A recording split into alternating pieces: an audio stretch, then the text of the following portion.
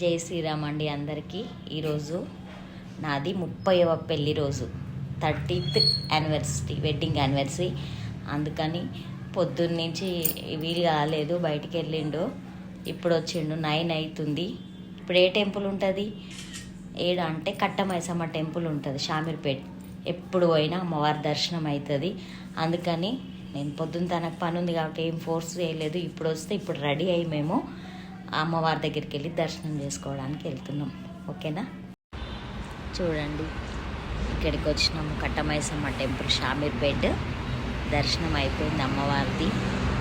ఎవ్వరూ లేరు ఇక్కడ. మేము మా బాబు వచ్చిండు, దర్శనం మంచిగా చేసుకున్నాం, కూర్చున్నాము.